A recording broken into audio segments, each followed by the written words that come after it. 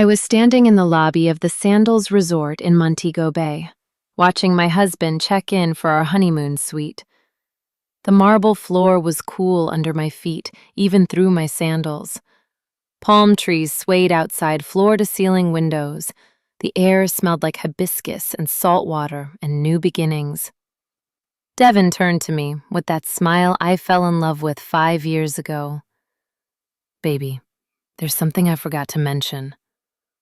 I was still smiling when he said it, still believing this was going to be 2 perfect weeks, still thinking I'd married the man I thought I knew. "Mom's joining us, just for a few days. She's never been to the Caribbean." My smile didn't fall. It froze. Hello, dear listeners. Thank you for being here with me today. Before I share this story, I want to ask, if these words touch you, if they remind you of your own journey, please take a moment to subscribe, leave a like, and share your thoughts in the comments below. Your support means the world to me and helps these stories reach others who might need to hear them. This is a story about honeymoons and choices, about mothers and sons and the women who marry them, about the moment you realize love isn't always enough. The flight from O'Hare to Montego Bay was 3 hours and 40 minutes. I'd counted down every one of them. Devin and I sat in row 23, window and middle seat. He held my hand during takeoff, that nervous habit he had since childhood. Patricia told me once he used to cry on planes until he was 12. I squeezed back, reassuring. We'd left Chicago in gray March drizzle, landed in Jamaica to sunlight so bright it felt like a physical thing.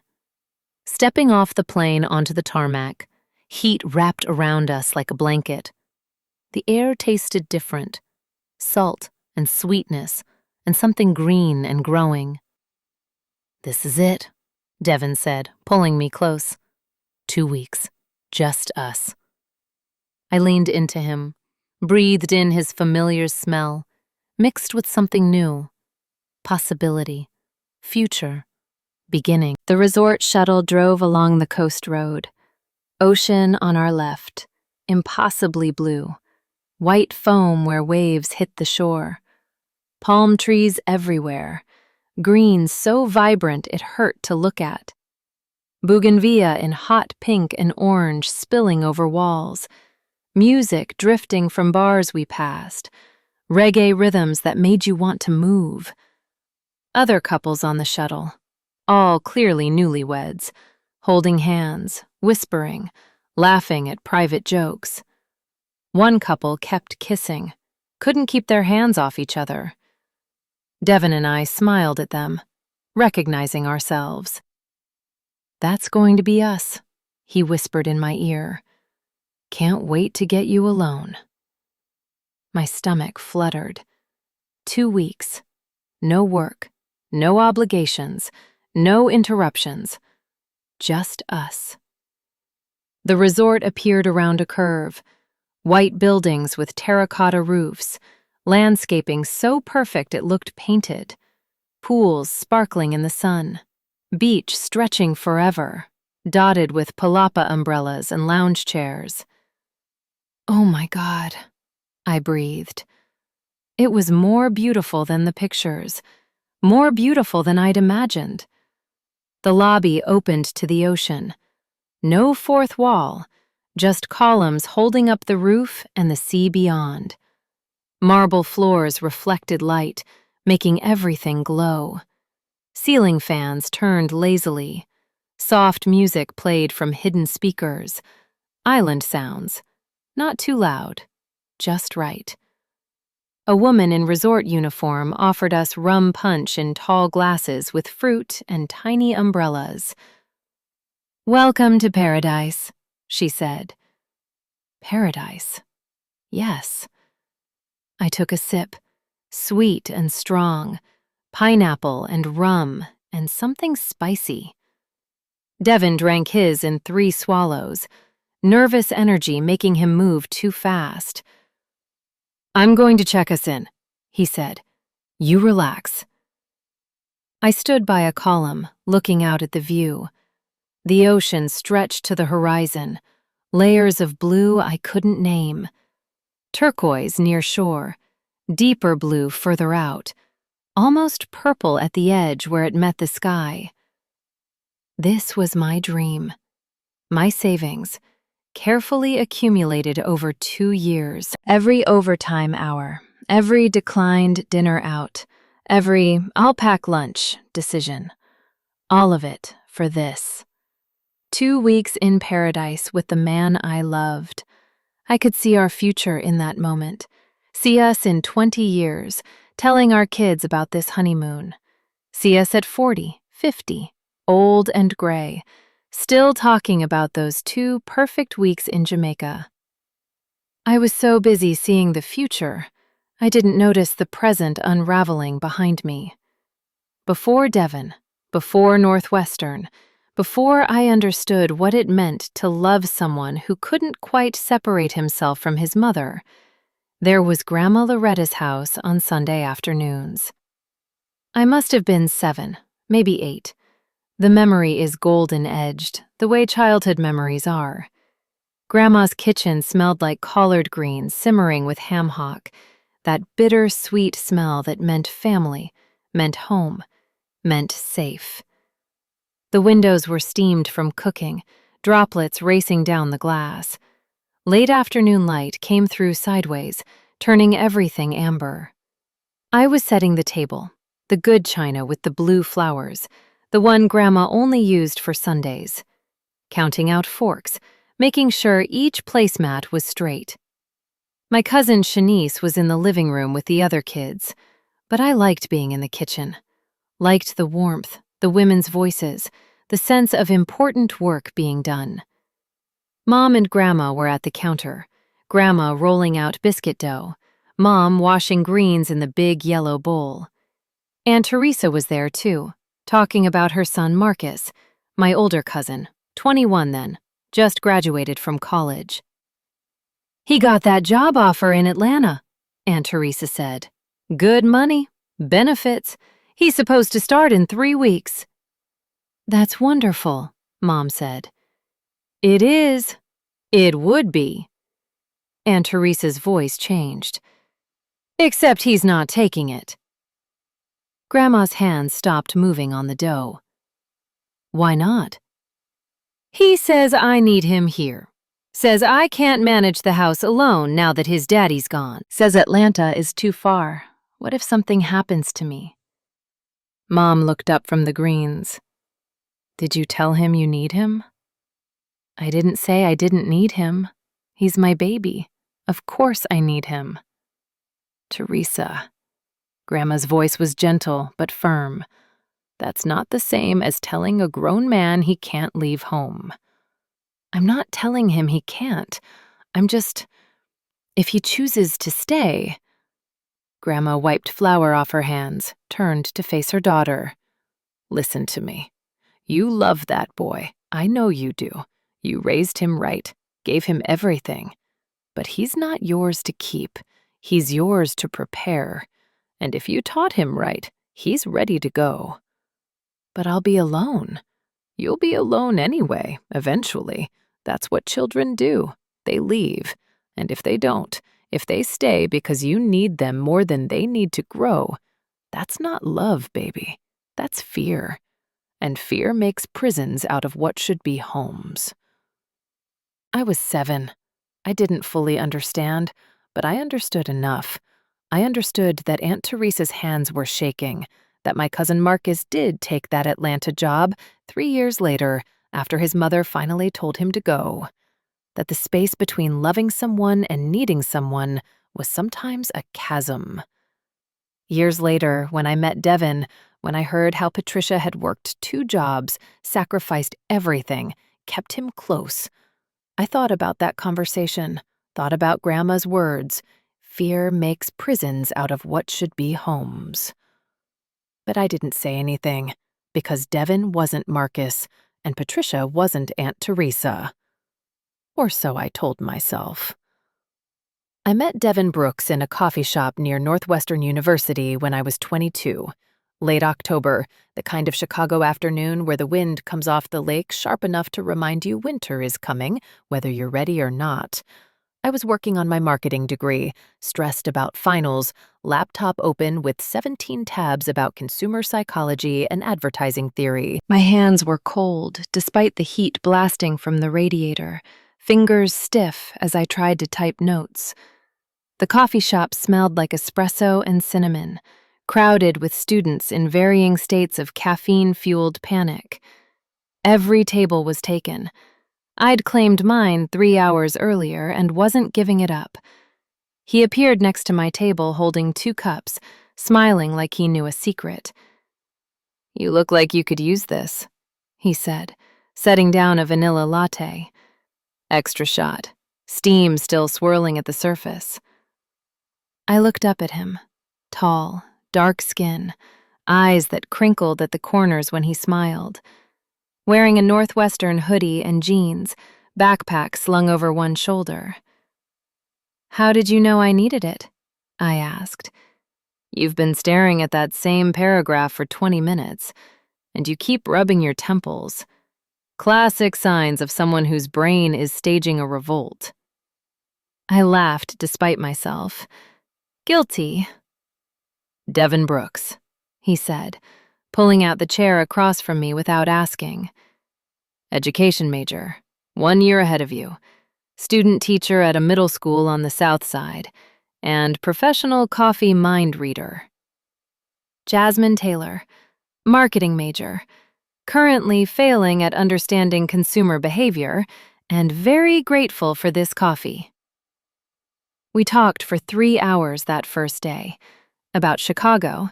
He grew up on the South Side in Englewood. I grew up in Aurora. Both of us city kids who understood what it meant to navigate neighborhoods by their unspoken rules. About dreams. He wanted to teach history, make kids care about more than test scores. I wanted to work in marketing, help small businesses tell their stories. About family. He was raised by a single mother. I came from 2 parents still in love after 3 decades. But it was more than the words. It was the way he listened, really listened, like my answers mattered, like I was the most interesting person in that crowded coffee shop. Our second date was a week later. Thai food in a little place in Andersonville. Christmas lights strung year-round, tables so small our knees touched underneath. His phone rang 3 times during dinner. He declined the first 2 calls, apologized. "Sorry, my mom. She worries." The third time he answered, "Hey, Ma. Yeah, I'm good. I'm at dinner. With Jasmine. You remember, I told you about her." "No, Ma, it's fine. No, you're not interrupting." "Okay. Love you too." He set the phone down, smiled apologetically. "Sorry about that." "Everything okay?" "Yeah, she likes to check in, make sure I'm safe." I thought it was sweet then. A little overprotective, maybe, but sweet. A man who cared about his mother's peace of mind. I didn't see it yet. The pattern. The pull. Third date, we went to the Art Institute, wandered through galleries, stood in front of the Monet water lilies, talked about color and light and what makes something beautiful. His phone buzzed every 20 minutes. Text messages. He'd glance, type quick responses, put it away. "She okay?" I asked finally. "Who?" "Your mom. She's texted you like 6 times." "Oh." He looked embarrassed. "Yeah, she does that. Wants to make sure I'm okay. It's just, I'm all she has, you know, since my dad left." "How old were you when he left?" 6. She raised me completely alone. Never remarried, never dated. Just me and her." The way he said it, there was pride there, but also something else. Weight, responsibility, guilt, maybe. That must have been hard, I said. For both of you. It was, but we made it work. She's my best friend, honestly. Red flag. I see it now, crystal clear. But then, I thought it was admirable. A son who loved his mother, who appreciated her sacrifice. I didn't know yet that there's a difference between honoring sacrifice and being owned by it. By month 3, I'd met Patricia. "Tell me about your mom," he said at some point. The afternoon sun was angling through the windows now, turning everything amber and soft. She teaches 3rd grade, I said. Has this room full of kids every year who can barely sit still, and by June they're reading chapter books and solving multiplication problems. She has a gift for making learning feel like magic instead of work. Sounds like someone I'd want to meet. Tell me about yours. And his whole face changed, softened, got this look that I'd come to know well. Pride mixed with something heavier. Debt, maybe. Or devotion so deep it was a kind of weight. "Patricia Brooks," he said. "Strongest woman I know. Raised me alone after my dad walked out when I was 6. Worked 2 jobs my whole childhood. Secretary during the day at an insurance company, cleaning offices downtown at night. Monday through Friday, every week, for 18 years. That's incredible. She paid for Catholic school, St. Sabina. Made sure I had the uniform, the supplies, the field trip money. I didn't understand until I was older what that cost her. Not just money, time, energy, her own life. He pulled out his phone, showed me a photo. Patricia on his high school graduation day, wearing her best church dress, beaming next to Devin in his cap and gown. She looks proud, I said. She was. Said I was the first Brooks man to graduate high school without a baby on the way or a record. Set the bar pretty low, my family. He smiled, but there was something underneath. She made me promise I'd go to college, that I'd be better than where I came from. And you're keeping that promise.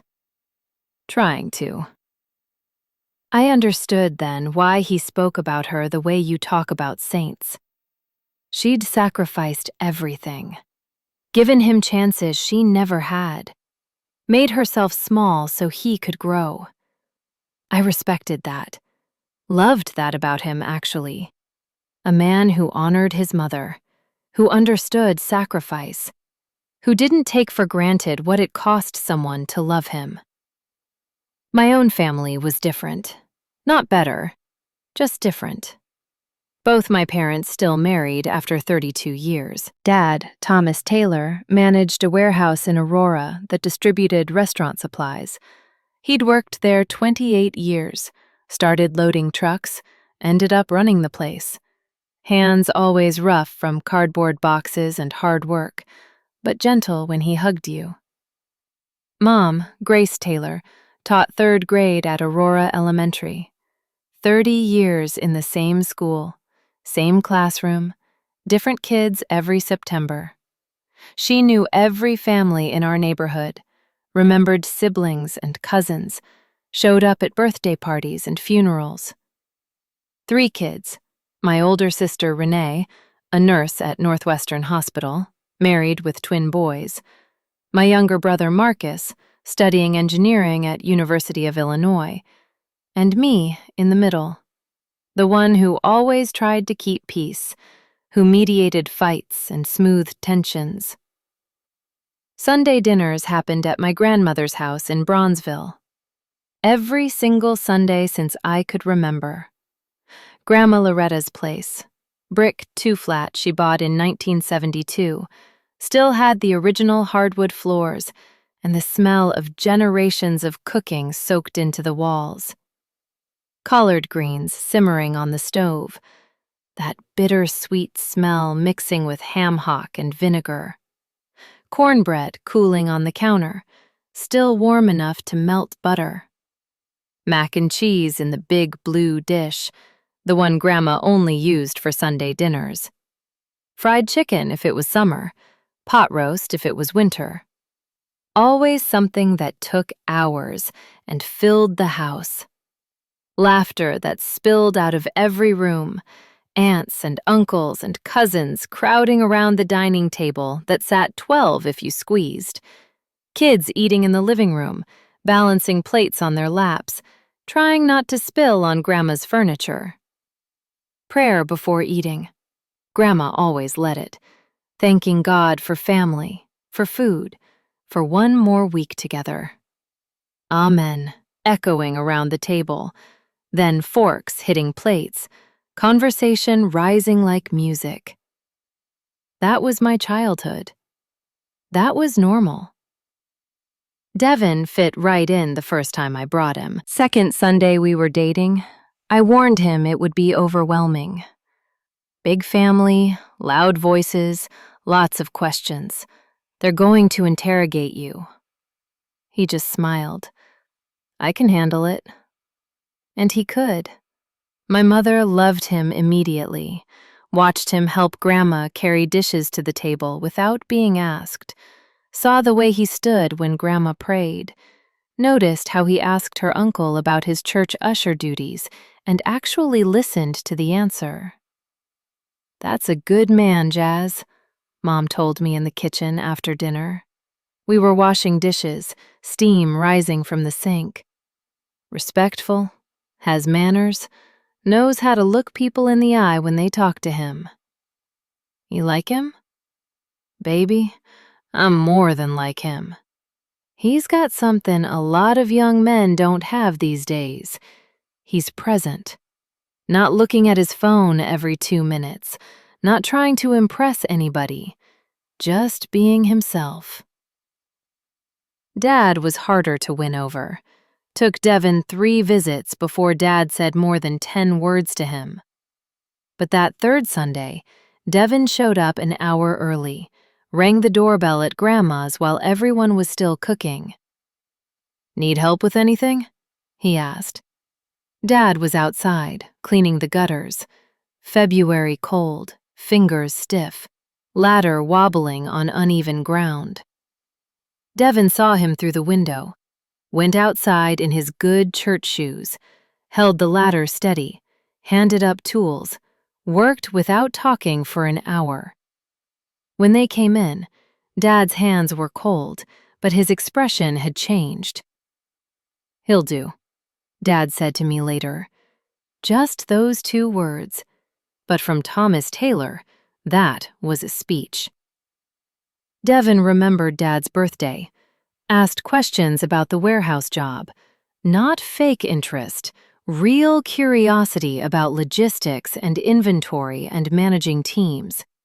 Showed up early for yard work without being asked, raked leaves in autumn, shoveled snow in winter, fixed the broken fence post in spring. Slowly, he became part of the fabric, not a guest anymore. Family. 5 years we dated. Through graduation, through first jobs, through the grinding work of becoming adults in a city that didn't make it easy. I got a position at a marketing firm downtown, small but growing. Devin landed a teaching job at a middle school on the west side, 7th grade social studies.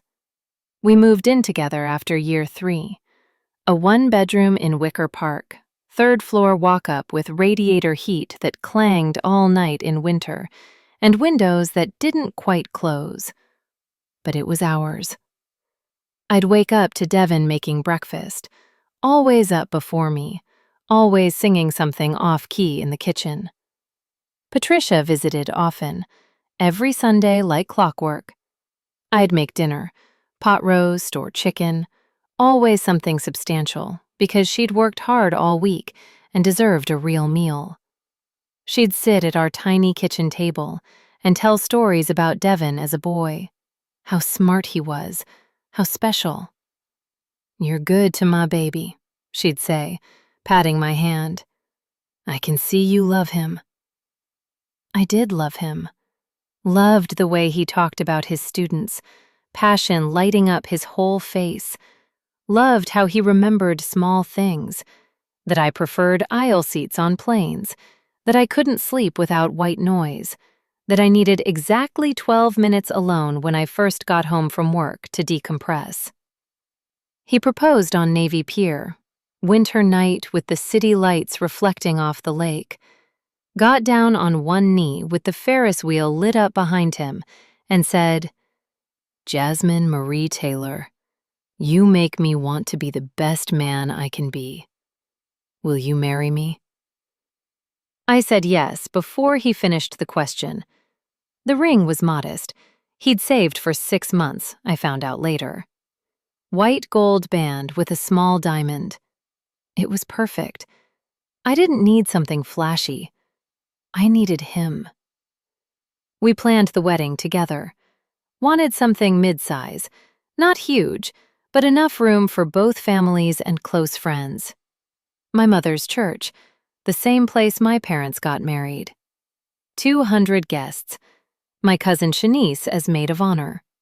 Devin's college friend Marcus as best man. Patricia helped with everything.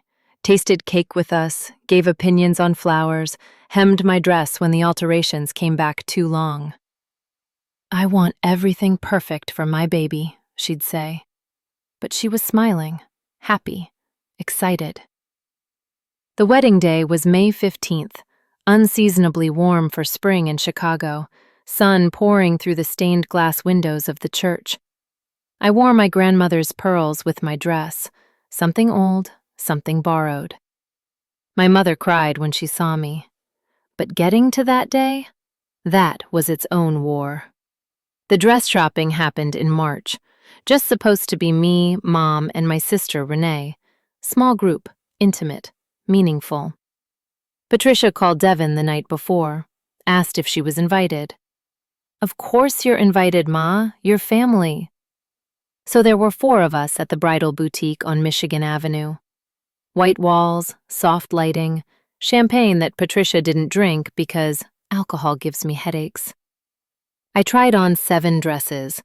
The consultant brought out number 8, simple, elegant, fitted bodice with a flowing skirt, ivory satin that caught the light. I looked in the mirror and knew. This was it.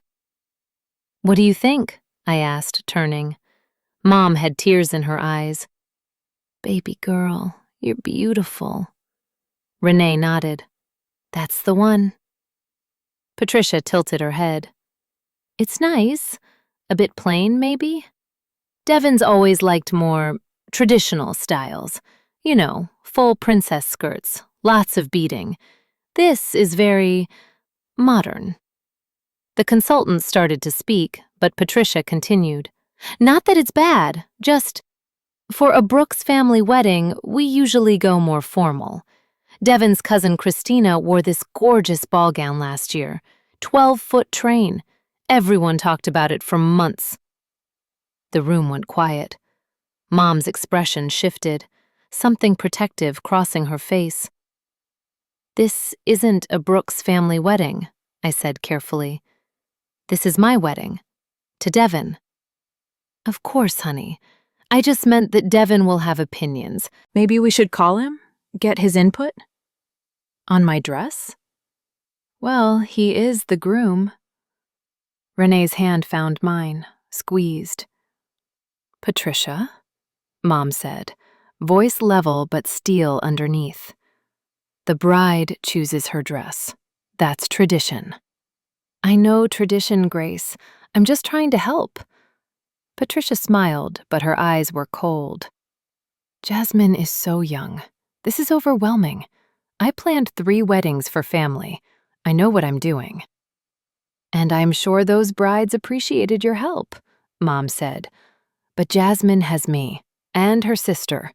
We've got this." The tension hung there, visible as fog. I bought the dress, the simple, modern, perfect dress. Patricia bought Devin a tie to match her outfit. "For the photos," she told me later, "so we coordinate." The rehearsal dinner was worse. Devin's family hosted.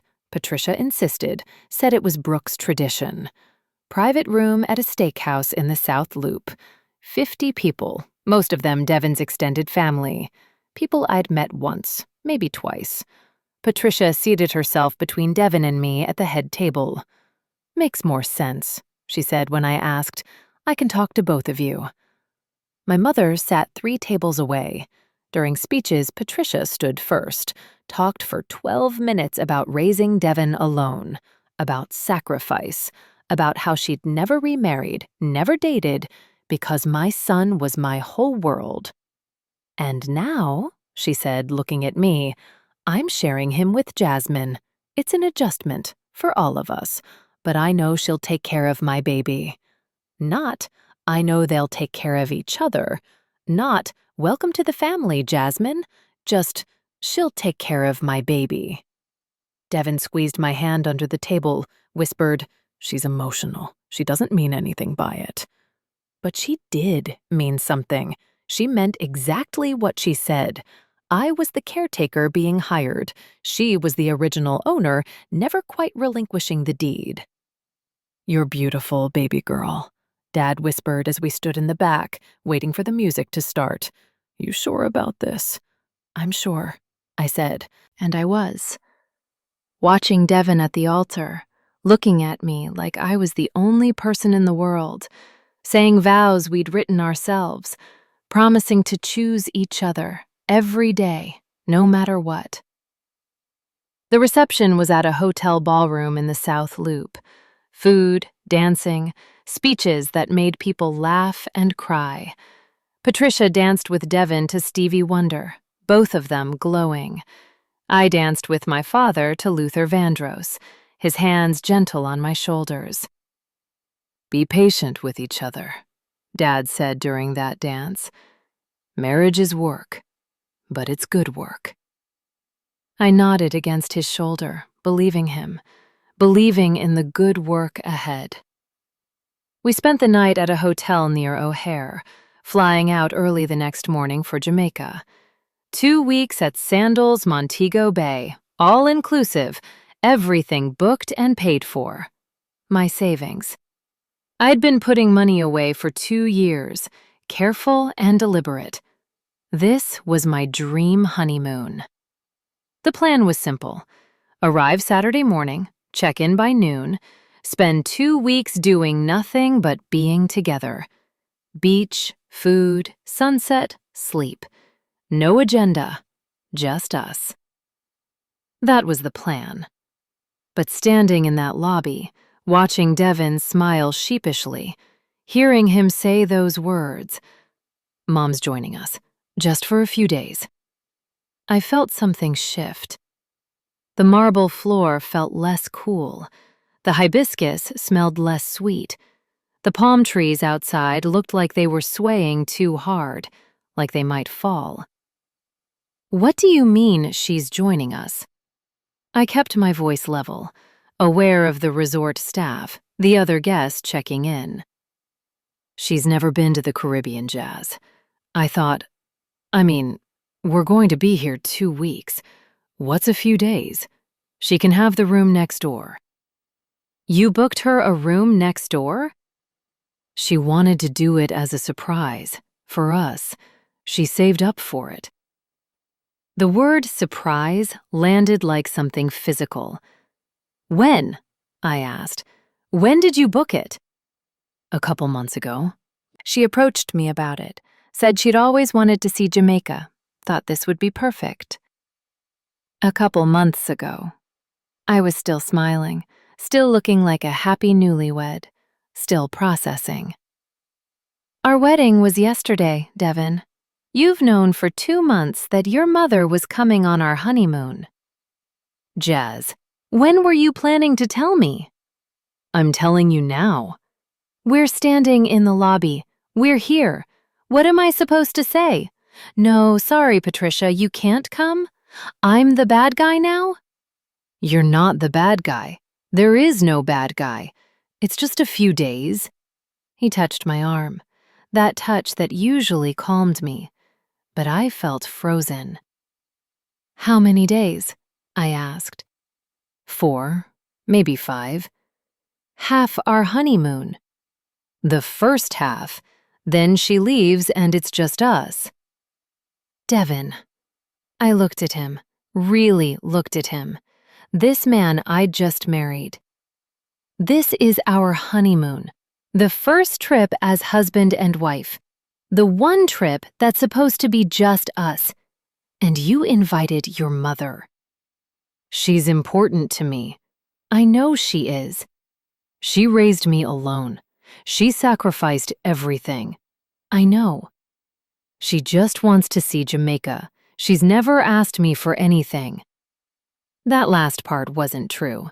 Patricia asked for things all the time. Small things. Rides to doctor's appointments. Help with her computer.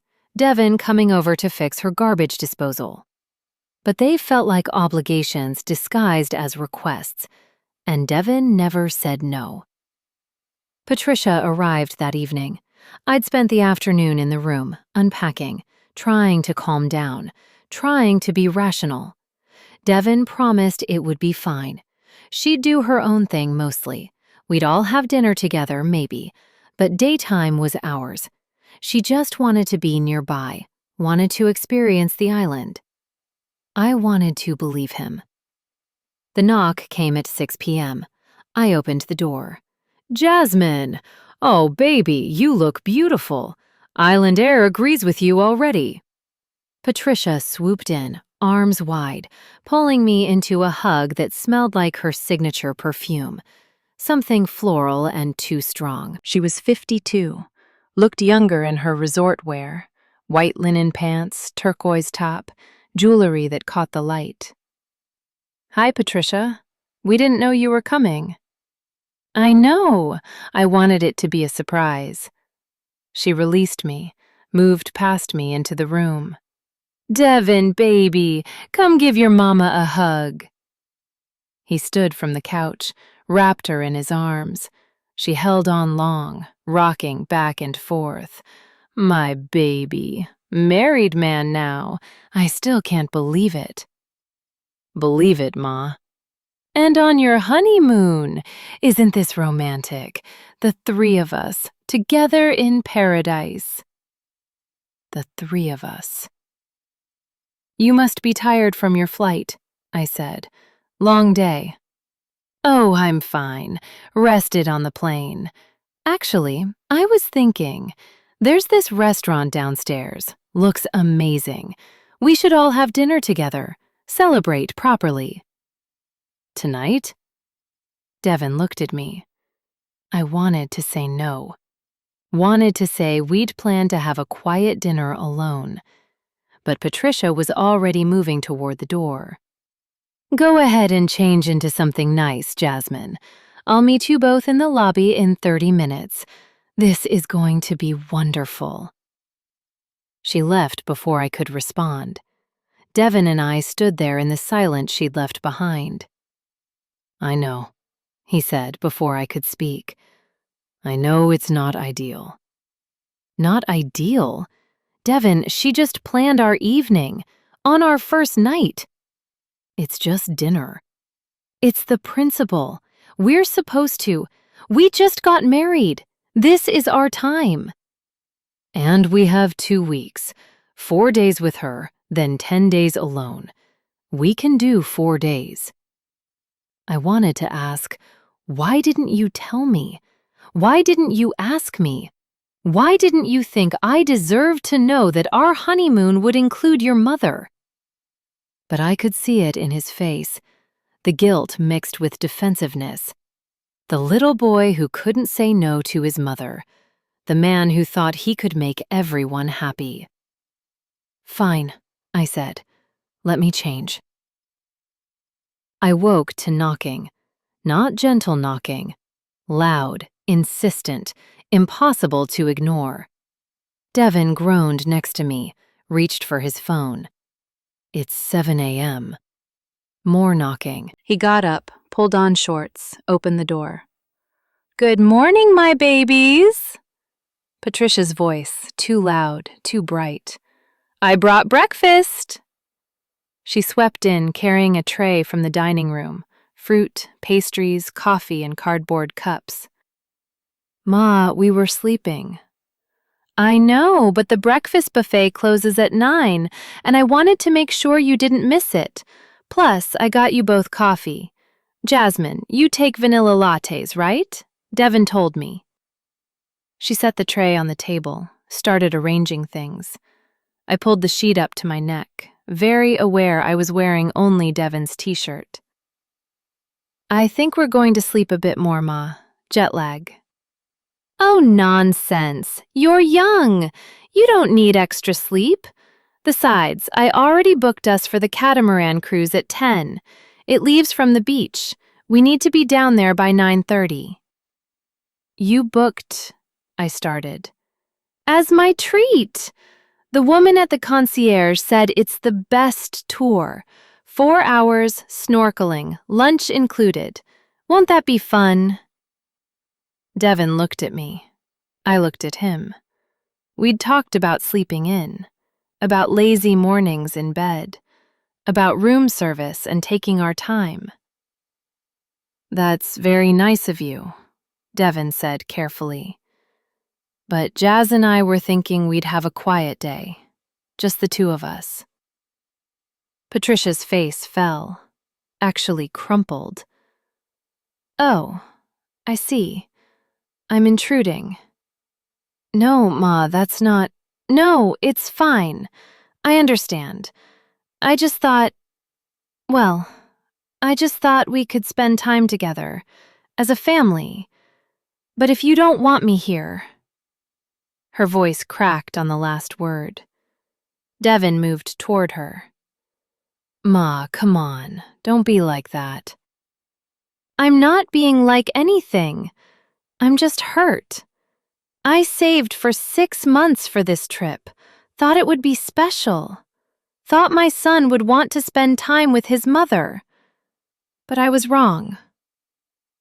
I watched this performance from the bed, watched Devin's face cycle through guilt, frustration, resignation. Of course we want to spend time with you, he said. Right, Jazz? 4 days, I thought. 4 days, and then she leaves. The catamaran sounds nice, I said. Patricia's face transformed. Smile bright, tears gone like they'd never existed. Wonderful! Be ready by 9:15. I'll meet you in the lobby. Oh, and Jasmine, bring a cover-up. Some of those swimsuits can be a bit revealing for family activities. She left, taking the coffee with her. Apparently, we needed to drink it on the way down. Devin came back to bed, pulled me close. I'm sorry, he whispered. 4 days, I said. 4 days. But I could already feel those 4 days stretching like taffy, pulling thin, threatening to break. The catamaran trip ended at 2. Patricia suggested we spend the afternoon at the pool. The beach will be too hot, she said. Pool is shaded, more comfortable. The pool was beautiful, infinity edge, seeming to spill into the ocean. Turquoise tile, palm trees providing shade. Bar at one end serving frozen drinks. I changed into my bikini, navy blue, simple. Coverage that was modest but still showed my shape. I was 27, had a body I felt confident in. Patricia was already at the pool when we arrived. One-piece swimsuit, black, sensible. She was sitting in the shade, umbrella positioned just so, reading a magazine. There you are. I saved loungers. She looked up, looked me over. Oh, that's quite a swimsuit. What's wrong with it? I asked. Nothing at all. You're young. You can wear things like that. I just mean, well, you're a married woman now. Some modesty might be nice. Devin was in the pool already, hadn't heard. I sat on my lounger, pulled out my book. You're going to read? Patricia asked. That was the plan. On your honeymoon? Devin, baby, your wife wants to read instead of spend time with you. He swam over. Jazz likes to read. It's fine, Ma. If you say so. I just think honeymoons are for being together, not buried in books. But what do I know? I was only married for 8 years before my husband left. The way she said it, like my reading was somehow connected to her abandonment. I set the book down, went to the pool, swam next to Devin, let him pull me close, kiss my shoulder. Patricia watched from her lounger, eyes hidden behind sunglasses. When I got out to dry off, she was there with a towel. Here, honey, you're dripping everywhere. Thanks.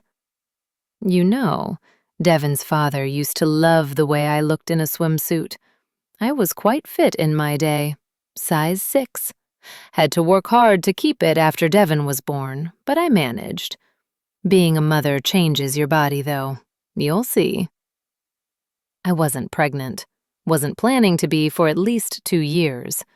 But she was already planning it, already thinking about how my body would change, how Devin would react, how she'd be there to compare. I'm going to take a shower, I said. Good idea. Chlorine is terrible for your hair. Devin, baby, come help me with this umbrella. I walked away, skin prickling despite the heat. Heard her laugh float across the pool deck. Heard Devin's responding chuckle. The 3 of us. Paradise was feeling smaller by the hour. Dinner that night was at the resort's Italian restaurant. Patricia chose it, made reservations, told us what time to meet. The restaurant was elegant, white tablecloths, candles, soft music. Other couples dressed up, romantic, leaning across tables to whisper. We sat at a table for 3. Patricia insisted on the middle seat. So I can see you both. The waiter came with menus. I'll have the sea bass, I said. Actually, Patricia interrupted, my son loves veal, don't you, baby? You've always loved a good veal parmesan. I do like veal, Devin said to me. Want to split both? Try each other's? It was sweet, coupley, the kind of thing we did all the time. But Patricia wasn't done. And for wine, Devin, you prefer red. That nice Chianti we had at your graduation dinner, remember?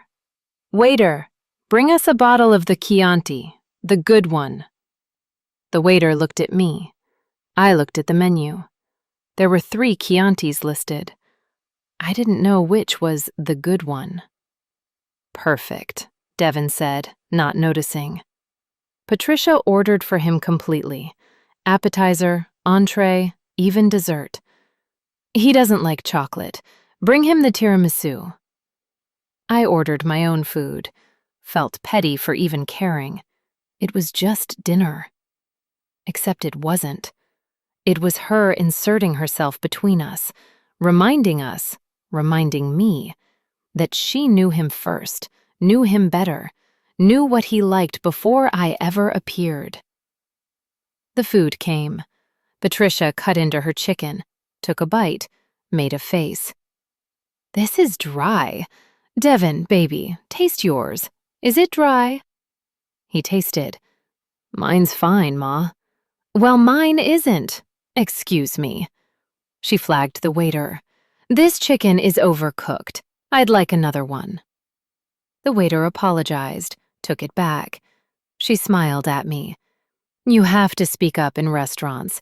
Otherwise, they'll serve you anything. I've learned that over the years. I'm sure you'll learn too, honey, with experience. Devin's phone buzzed. Work email. He glanced at it, put it away. Devin, no phones at dinner, Patricia said. That's rude. Sorry, Ma. I'd checked my phone twice that afternoon. She hadn't said a word. Different rules for different people. Her new chicken came. She ate in silence for a few minutes, then looked up. So, Jasmine, how long do you think you'll work after you have children? I blinked. We're not planning on children yet. Oh, I know. But when you do, will you quit? Or try to do both? I haven't thought about it. You should. Devin needs a partner who's present. My career suffered because I had to be both mother and father. Worked 2 jobs just to survive. I wouldn't want that for him. Mom, Devin said quietly, I'm just saying. It's important to think about these things.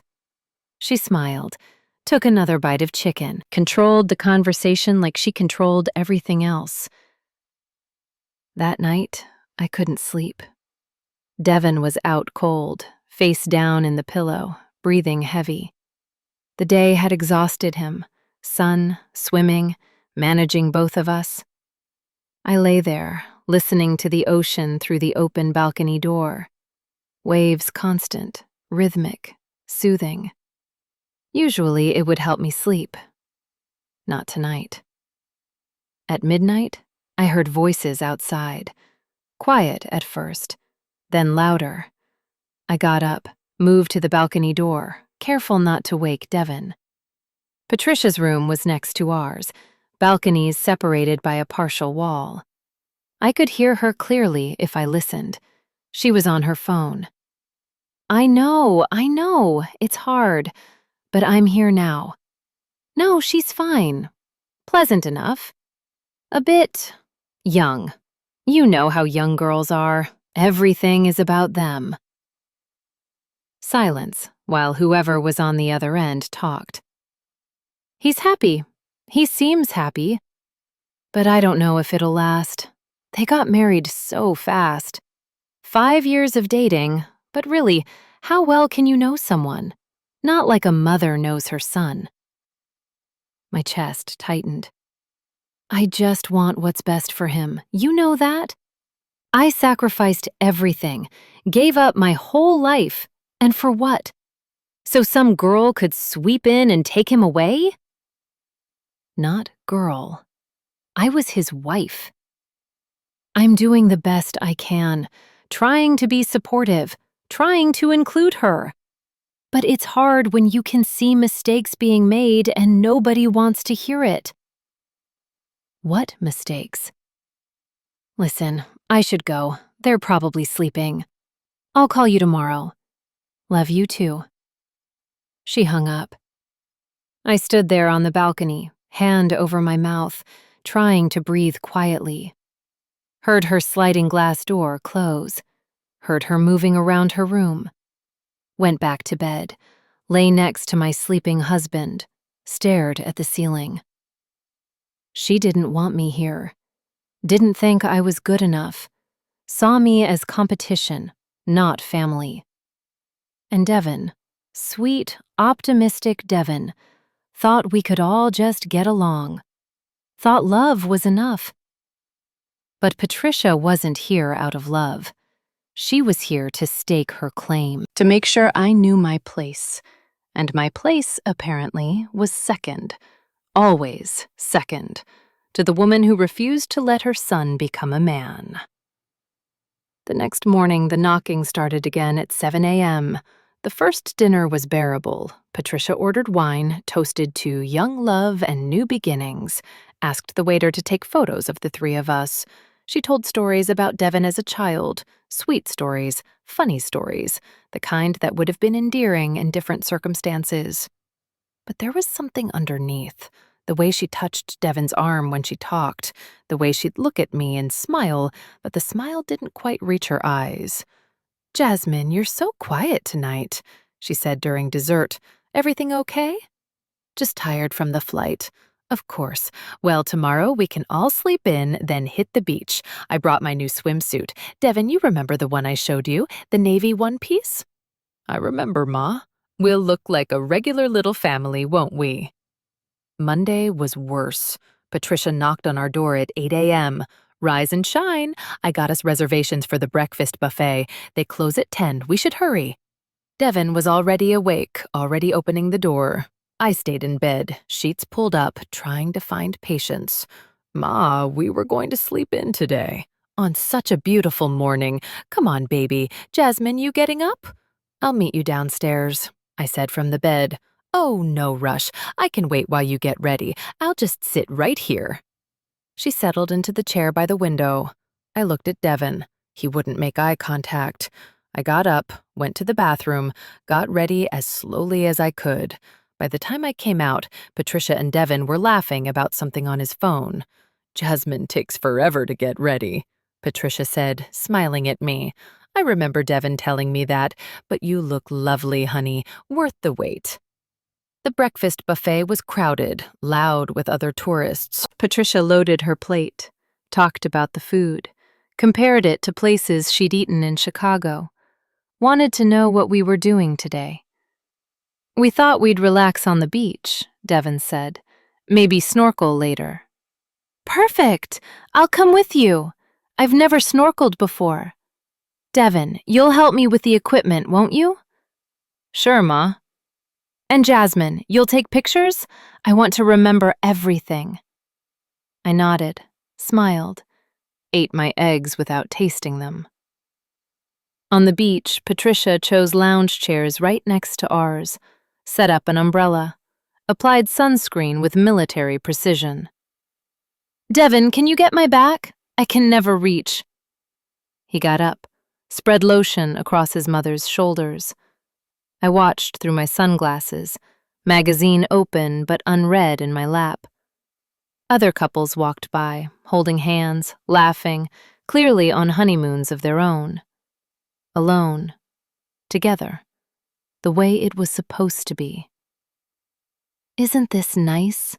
Patricia said, settling back. "The three of us, quality time." The snorkeling was disaster. Patricia couldn't figure out the mask, kept getting water in it, panicked every time a fish came near. Devin spent 45 minutes in shallow water with her, adjusting equipment, holding her hand, reassuring her. "It's okay, Ma. Just breathe through your mouth. Like this. See? You're doing great." But she wasn't doing great. She was flailing, grabbing his arm, making scared noises through the snorkel. I floated 30 feet away, watching tropical fish dart through coral formations, sergeant majors with their yellow and black stripes, blue tangs like slices of sky, a spotted eagle ray gliding past in deeper water, graceful as a thought. The water was warm as bath water, clear enough to see 20 feet down. Sunlight filtered through in columns, turning everything dreamlike. This should have been magical. Instead, I was floating alone, watching my husband parent his mother through basic snorkeling. I dove down, following a school of yellowtail snapper, let the water close over my head, the world going quiet except for my breathing through the snorkel. Down here, it was peaceful. Just me and the fish and the coral and the silence. I stayed under as long as my breath allowed, then surfaced slowly. Devin and Patricia were still in the shallows. She'd given up on the mask, was just standing waist deep, looking defeated. "It's okay, Ma. Not everyone likes snorkeling. We can just swim." "I wanted to see the fish," she said, and I swear she sounded like a child. "You said there would be beautiful fish." "There are. Jasmine's seeing them right now. Jasmine!" He waved at me. "Come show my mom some of the fish you saw." I swam back, mask still on. Looked at Patricia through the water-beaded plastic. "Sergeant majors," I said. "Blue tangs, some parrotfish. Beautiful down there." "I wish I could see them," Patricia said sadly. The manipulation was so obvious it was almost funny. Almost. "Maybe another day," I said, "when you're feeling more comfortable." "Oh, I don't think I'll ever be comfortable. I'm just not water confident like you young people. But you two go ahead. I'll watch from the beach." "You sure, Ma?" "I'm sure, baby. You go have fun with your wife." She said it like that. Your wife. Not Jasmine. Not my name. Just the title. The role. When we got back to the beach, Patricia wanted lunch at the resort restaurant, then a nap. Then she wanted to see our room. Just curious how yours compares to mine. She walked through our honeymoon suite like she was inspecting it, commented on the view, the bed, the bathroom. Picked up the photo of Devin and me from our wedding that I'd set on the nightstand. This is sweet. You both look happy. She set it down, turned to me. You know, Devin almost married someone else once. Before you. Girl named Kendra, senior year of high school. I told him then, you're too young, baby. Need to see the world first. He listened to me. Patricia, Devin started. I'm just saying, he values my opinion. Always has. That's a good quality in a son. Shows respect for the woman who raised him. It's getting late, I said. We should shower before dinner. Of course. I'll let you two lovebirds have some privacy. She winked. Actually winked. See you at 7? Thought we'd try the Italian place tonight. After she left, I sat on the edge of the bed. Devin stood by the window, looking out at the ocean. She means well, he finally said. Does she? What's that supposed to mean? It means I don't think she means well. I think she means to be here, in the middle of our honeymoon, inserting herself into every moment. She's my mother. I know she is, but I'm your wife. We got married 48 hours ago, and I've barely been alone with you since. We've been alone. Right now, we're alone. For 10 minutes before we have to get ready for another dinner she planned. You're being unfair. Am I? Devin, she knocked on our door at 8 in the morning. She chose where we ate breakfast, sat with us on the beach, came to our room uninvited, picked tonight's restaurant. What part of this feels like a honeymoon to you? You knew my mother was important to me. Important and invasive are different things. She's not invasive. She's excited. She's never been anywhere like this. And that's my fault? That's why I should give up my honeymoon? No one's asking you to give it up. Aren't they? I stood, faced him. Be honest with me. When did she really ask you about this trip? He went quiet. Devin, when? 3 months ago, right after we set the Jamaica dates. 3 months. You knew for 3 months and didn't tell me. I didn't know how. You say, Jazz, my mom wants to come to Jamaica while we're there. That's how. You give me the choice. You ask my opinion. I knew you'd say no. And there it was. The truth underneath everything. So instead you ambush me? Make me the bad guy if I object? That wasn't the intention. What was the intention?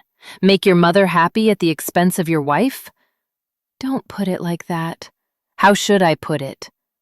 He didn't answer. I went to shower. Stood under the hot water for a long time, trying to breathe, trying to think, trying to figure out how I ended up here. Married 2 days, on my dream honeymoon, fighting with my husband about his mother. Tuesday was the day everything came apart. Patricia suggested a tour, island excursion, visit to Dunn's River Falls, shopping in Ocho Rios. Already booked it, already paid, already arranged transportation. As my wedding gift to you both, she said at breakfast. A perfect day out. I wanted to say no, wanted to claim a headache, exhaustion, anything. But Devin was already thanking her, already excited. The tour bus picked us up at 9. Patricia maneuvered to sit between us, chatting with other tourists, introducing Devin as my son and me as his wife, in a way that made the hierarchy clear. Dunn's River Falls was beautiful, terraced limestone, water cascading down into pools, tropical forest all around. Tour guides helped people climb up the falls, holding hands in a human chain. Patricia couldn't do it. "My knees," she said. "Devon, baby, you go with Jasmine. I'll watch from the bottom and take pictures." For the first time in 3 days, I had time alone with my husband. We climbed in silence at first, water rushing around us, stones slippery under our feet. The guide kept us moving, one step at a time. Halfway up, Devon took my hand. "I'm sorry," he said. "For what?" "For not telling you. For all of this." I wanted to stay angry, but his hand was warm in mine, and we were climbing a waterfall in Jamaica on our honeymoon, and he looked genuinely sorry. "I just wanted it to be us," I said. "I know. It will be. When she leaves on Friday, I promise. Just us." "Friday seems very far away." 2 more days. We can do 2 more days. I wanted to believe him. At the top of the falls, we stood together, looking out at the view. Ocean stretching to the horizon, sky impossibly blue. Other couples around us, taking selfies, laughing. "I love you," Devon said. "Even when I'm an idiot, I love you." "I love you too." "When she leaves, I'm going to make this up to you. We're going to have the best second week ever." I leaned against him, let myself believe it. That night, Patricia found us in our room. I'd left the door propped open while we moved beach bags in and out. She walked right in, didn't knock, just appeared in our space. "Jasmine, I need to talk to you. Woman to woman." Devon was in the shower, just Patricia and me. "Okay." She sat on the chair, gestured for me to sit on the bed. "I know you're frustrated with me being here. I can see it on your face, even when you try to hide it. Patricia, let me finish." She smiled, but it was ice. "Devon is a good man because I made him a good man. I sacrificed everything for him. My youth, my career, my own happiness. Everything went to making sure he had opportunities I never had." "I know you did." "Do you? Because it seems like you resent me being here. And I want you to understand something." She leaned forward. "Devon will always choose me. I'm his mother. You're his wife, and that's wonderful. But mothers are forever. Wives," she shrugged, "wives can be replaced." I felt something cold slide down my spine. "Devon loves you," she continued, "but he loves me more. He'll always love me more. And if you make him choose between us, you'll lose. Every time." "I'm not asking him to choose. Aren't you? All this pouting, this silent treatment, this attitude. You're asking him to choose you over me. And baby, you're not going to win that fight." She stood, smoothed her dress. "I like you, Jasmine. I do. You're a nice girl. But nice doesn't mean necessary. So here's my advice, woman to woman. Get used to sharing. Get used to me being part of your marriage, because I'm not going anywhere." She walked out just as Devon emerged from the bathroom, towel around his waist. "Was that my mom?" "Yes." "What did she want?" I looked at him. This man I married. This man whose mother just threatened me in our honeymoon suite. "To say goodnight," I said. Something in me didn't break. It froze. Have you ever felt time slow down? Not stop, slow. Like moving through water instead of air. I lay in bed that night, Devon asleep next to me. listening to the ocean through the open window. His breathing was steady, peaceful. He had no idea what his mother had just said to me. No idea the ground had shifted. My heart was beating too fast. I could feel it in my throat, in my wrists, in my chest. But my skin felt cold, like all the blood had pulled inward, leaving the surface numb. Patricia's words played on a loop. Wives can be replaced. He'll always choose me. You'll lose. The ceiling fan turned slowly above me, around and around, hypnotic. I counted rotations, lost count, started again. My grandmother had a saying, "Some truths you learn slow, some hit you all at once." This was all at once. I knew, with the kind of clarity that only comes at 2 a.m. in a strange bed in a strange country with your new husband sleeping next to you, that Patricia was right.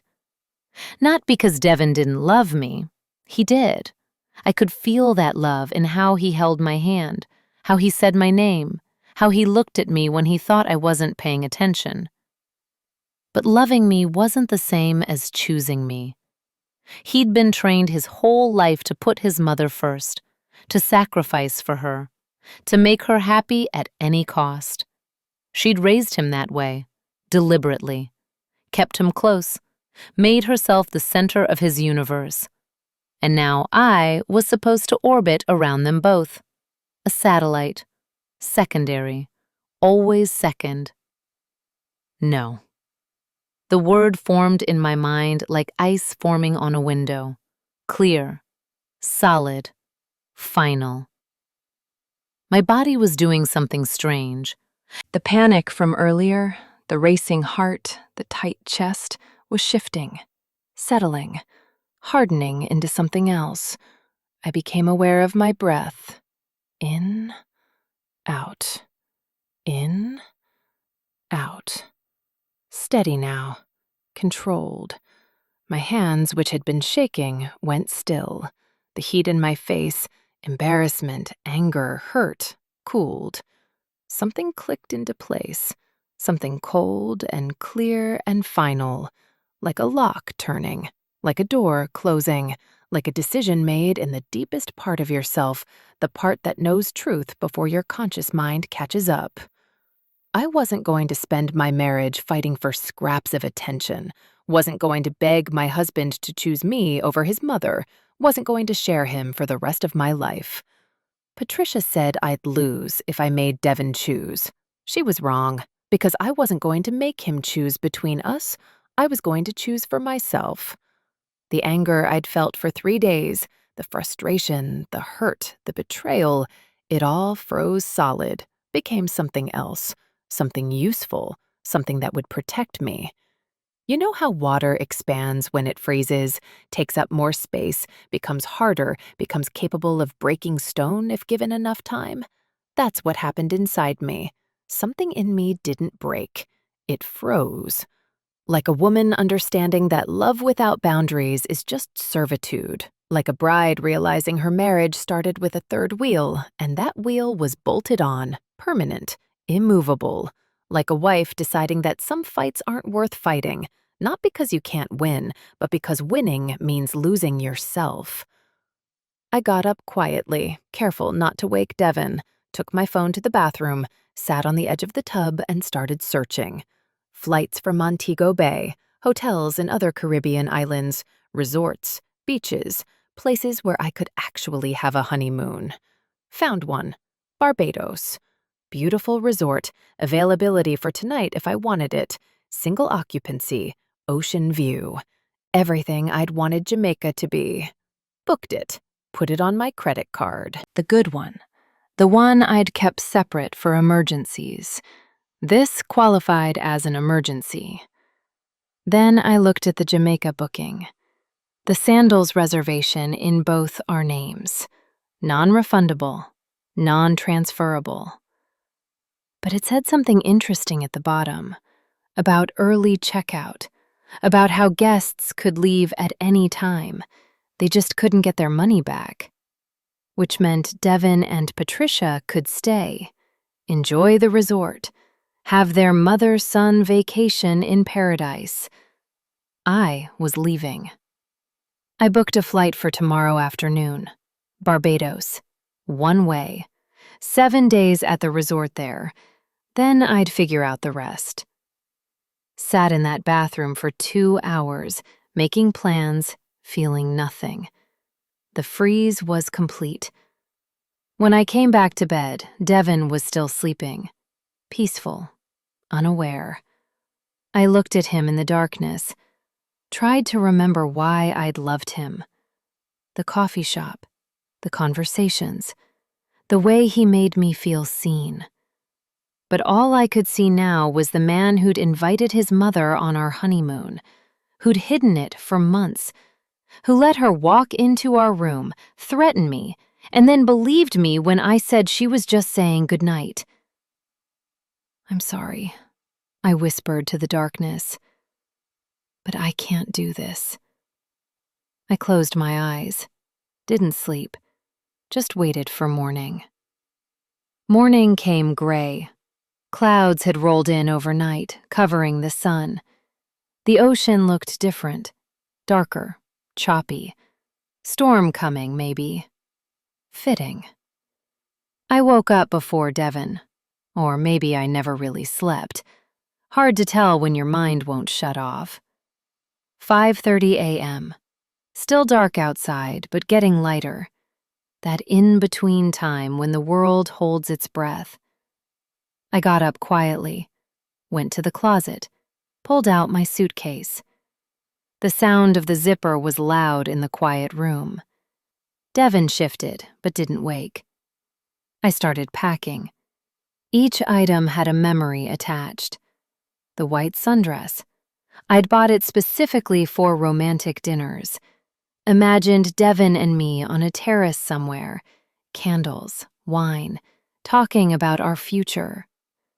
Folded it, put it in the suitcase. The navy bikini Patricia had commented on. Quite revealing. I'd felt confident in it before. Now it just felt like evidence of judgment. Packed it anyway. Screw her opinion. The perfume Devin gave me for my birthday. Chanel No. 5. Classic. Expensive. "You deserve beautiful things," he'd said. Wrapped it in a scarf so it wouldn't break. Wondered if I deserved better than this. The book I'd brought to read on the beach, still unread. We were supposed to take turns reading chapters aloud to each other. Patricia had other plans. Shoved it in the side pocket. My wedding ring sat on the nightstand. I picked it up. White gold, simple band. Devin's name engraved inside next to mine. "Forever," it said. I put it back on.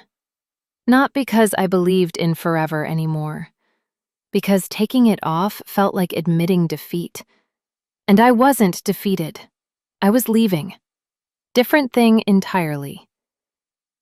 The bathroom held my toiletries, sunscreen that smelled like coconut, shampoo I'd splurged on, the expensive kind. Makeup I'd barely worn because who needs makeup when your mother-in-law is judging you all day? I caught my reflection in the mirror while gathering these things. Looked at myself. Really looked. 27 years old, 4 days married, already planning to leave. "What are you doing?" I whispered to my reflection. My reflection didn't answer, just looked back with tired eyes and set jaw. I knew what I was doing. I was choosing myself. For maybe the first time in this relationship, I was choosing what I needed over what everyone else wanted from me.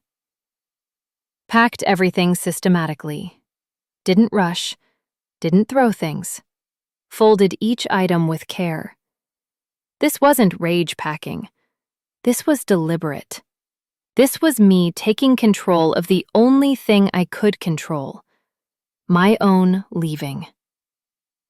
Last thing I packed? The lingerie I'd brought for our first night. Cream-colored silk, lace details, the kind of thing that makes you feel beautiful. We never used it. Too tired from travel, he'd said. Tomorrow, he'd promised. Tomorrow never came. I folded it carefully, placed it on top of everything else, zipped the suitcase. Devin stirred when the zipper closed. Jazz, what are you doing? Packing. I can see that. Why? I sat on the edge of the bed, looked at him in the morning light filtering through the curtains. I booked a flight to Barbados. Leaves this afternoon. I'm going to finish my honeymoon alone. He sat up, confusion clearing from his face. What are you talking about? I'm talking about the fact that this isn't a honeymoon. This is your mother's vacation that she's letting us attend, and I'm done with it. Jazz, come on. She leaves Friday. Your mother threatened me last night. He stopped. What? After you got in the shower, she came in here, sat down, and told me that you'd always choose her over me, that wives can be replaced, but mothers are forever, that I should get used to sharing you. She didn't mean it like that. How did she mean it? She's just protective. She wants to make sure you're good enough for me. I'm not good enough for you? The words came out flat, cold. I'm the one who's not good enough? That's not what Jazz, you're twisting things. Am I? Your mother crashes our honeymoon, controls every minute of our time here, walks into our room without knocking, threatens me when you're not listening, and somehow I'm the problem? You're being dramatic. I'm being clear. This marriage started with a choice, Devin. You chose to invite your mother on our honeymoon. You chose to hide it from me. You chose to let her make all the decisions this week. And I'm choosing to leave. You're leaving? Like, leaving? Our marriage? I don't know yet, but I'm leaving Jamaica. I can't spend another 3 days watching you cater to your mother while pretending this is normal. He got out of bed, ran his hands through his hair. This is crazy. We just got married. I know when we got married. I was there. Remember? The day before your mother ruined it. She didn't ruin anything. Didn't she? I stood, pulled my suitcase to the door. Devin, be honest. When you think about this week, do you think honeymoon or do you think family vacation? He didn't answer. That's what I thought. Where are you going to go? Really? Barbados. Booked a resort. Booked a flight. Leaving at 3. I'll come with you. No. Jazz. No, Devin. You don't get to come with me. You made your choice when you invited your mother. Now I'm making mine. You're making me choose between you and my mother. No. I'm choosing me. You can do whatever you want. Stay here with Patricia, enjoy the resort, have the vacation she planned. I'm going to have my honeymoon. Alone. This is manipulative. You're punishing me. I'm not punishing you. I'm protecting myself. There's a difference. If you leave, I don't know if I can forgive that. I looked at him. Really looked at him. This man who thought I was the one doing something unforgivable. If you stay here with your mother instead of coming to find me, I don't know if I can forgive that either. So I guess we'll see how much we really love each other. I picked up my purse, checked my phone. My flight's at 3. I'm going to get breakfast downstairs, go to the airport. You can tell your mother whatever you want. Jazz, don't do this. I already did it. I walked out of the room, pulling my suitcase behind me. The hallway was empty, air-conditioned, cool. I could hear the ocean from the open windows at the end of the hall, could smell breakfast cooking somewhere below. My hands were shaking, but I kept walking. At the elevator, I pressed the down button. Waited. The elevator doors opened. Patricia was inside. She looked at me, at my suitcase, and smiled. "Going somewhere, Jasmine?" "Barbados." "How nice. A little trip?" "Something like that." "Devin know you're leaving?" "He knows." "And he's letting you go?" She laughed. "Interesting. Well, have a safe flight. The elevator doors started to close. "Patricia," I said. She held the door. "Yes?" "You were right. I can't compete with you. But I don't have to. Because you can have him. All of him. Every holiday, every Sunday dinner, every decision. He's yours." Her smile faltered. "Congratulations," I said. "You won." I took the stairs. The Barbados resort was everything I'd hoped Jamaica would be. White sand beaches that squeaked under your feet, so fine it felt like walking on powdered sugar. Water so blue it didn't look real. Turquoise near the shore, deepening to sapphire further out. Clear enough to see your toes when you stood knee-deep. Palm trees whispered in the breeze, fronds rustling like secrets. The air smelled like salt and sunscreen and frangipani flowers. My room had a balcony overlooking the ocean. King bed with white linens, bathroom with a rain shower, and those little bottles of shampoo that smell like coconut and luxury. Everything clean, quiet, mine. I stood on that balcony for a long time after checking in, hands on the railing, looking out at the endless water. This was supposed to be Jamaica. Supposed to be with Devin. Supposed to be our beginning. Instead, I was alone in Barbados, running from my 4-day-old marriage. The tears came then. Not sad tears. I wasn't sad. Angry tears. Frustrated tears. Tears that had been building for 4 days, held back by politeness and hope and the desperate belief that somehow it would get better. I cried until my throat hurt, until my eyes were swollen, until the anger burned itself out and left something colder behind. Then I washed my face, put on my swimsuit, and went to the beach. For the first time since Saturday morning, I was alone. No Patricia commenting on my bikini. "Oh, honey, that's quite revealing, but you're young, I suppose." No Devin trying to mediate between his wife and his mother. No forced family fun. No pretending, just me and the ocean and a book I'd been trying to read all week. Agatha Christie, Murder on the Orient Express.